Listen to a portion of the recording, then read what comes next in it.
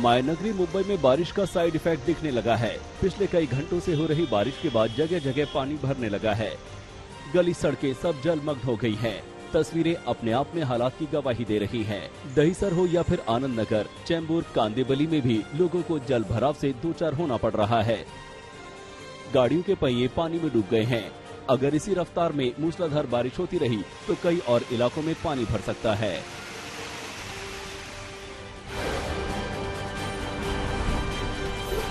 तस्वीरें नवी मुंबई के Khandeshwar railway station की हैं। अभी मॉनसून की ठीक से शुरुआत भी नहीं हुई और हालात आपके सामने हैं।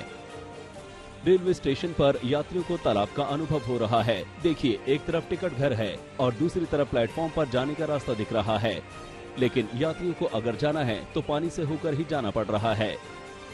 रेलवे स्टेशन की तरफ जाने वाला सांदपाड़ा सबका हाल बेहाल है और ये हाल है महज कुछ घंटों की बारिश के बाद। गोवा में भारी बारिश के बाद कई निचले इलाकों में पानी भर गया है। शहर की ट्रैफिक व्यवस्था भी ठप हो गई है। सड़क पर गाड़ियों की रफ्तार धीमी हो गई है। तस्वीरें राजधानी पणजी की हैं, जहां कई मुख्य चौराहों पर बारिश का पानी भर गया है। जल भराव की वजह से वाहनों में खराबी भी आ रही है। सड़कों पर कई जगह पानी ज्यादा गहरा होने की वजह से खासकर बाइक और स्कूटी सवार को परेशानी हो रही है। गहराई का अंदाजा नहीं होने की वजह से एक स्कूटी सवार अपनी स्कूटी को खींच कर लाया। मौसम विभाग ने अगले 3-4 दिनों तक बारिश होने की संभावना जताई है।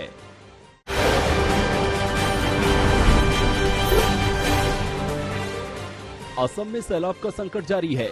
22 जिले में बाढ़ का कहर है और 13,71,000 से ज्यादा की आबादी इस विभीषिका से प्रभावित है। आपदा में अब तक 180 लोगों की मौत हो चुकी है। इनमें से 18 लोगों की मौत भूस्खलन की वजह से हुई है। 1344 गाँव में सैलाब का सबसे ज्यादा असर है।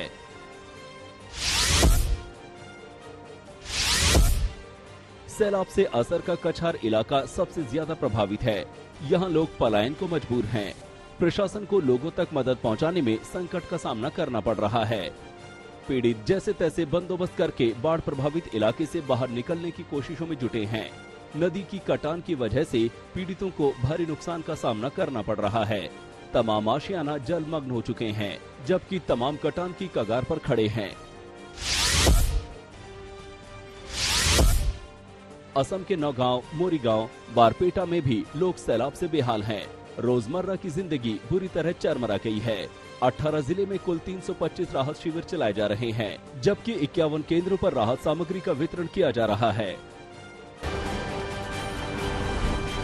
दिल्ली के बारामूला फ्लाईओवर पर चलती कार में अचानक आग लग गई। हालांकि गनीमत रही कि समय रहते ड्राइवर कार से बाहर सुरक्षित निकल गया। तस्वीरें अपने आप में भयावह हैं। किस कदर कार धू धू कर जल रही है। घटना सोमवार शाम करीब 8 बजे की है। कार में पहले एक चिंगारी उठी, फिर इससे पहले कि चालक को समझ पाता, कार आग के गोले में बदल चुकी थी। जब तक मौके पर फायर ब्रिगेड की गाड़ी पहुँचती, तब तक कार पूरी तरह से जल चुकी थी। इस हादसे की वजह से फ्लाईओवर पर कई घंटों तक जाम लगा रहा।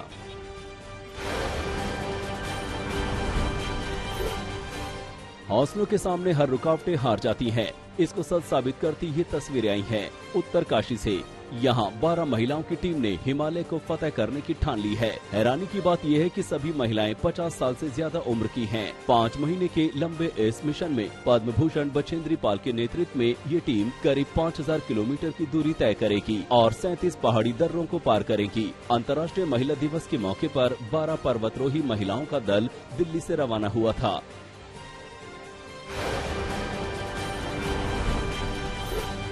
एक तरफ जहां अग्निपथ योजना को लेकर देश भर में विरोध प्रदर्शन किए गए, तो वहीं बिहार के रोहतास से एक अच्छी तस्वीर सामने आई है। यहां बिहार की बेटियां अग्निपथ योजना के तहत अग्निवीर बनकर देश की सेवा के लिए जी तोड़ मेहनत कर रही हैं। देश की सेवा में जाने से पहले उन्हें मानसिक और शारीरिक रूप से मजबूत बनाने के इस मुहिम को लीड कर रहे हैं सेना से रिटायर्ड अक्षय कुमार सिंह। रोहतास के डेहरी इलाके में एक मैदान में बाकायदा ट्रेनिंग कैंप बनाया गया है, जहाँ लड़कियों को हर तरह की ट्रेनिंग दी जा रही है।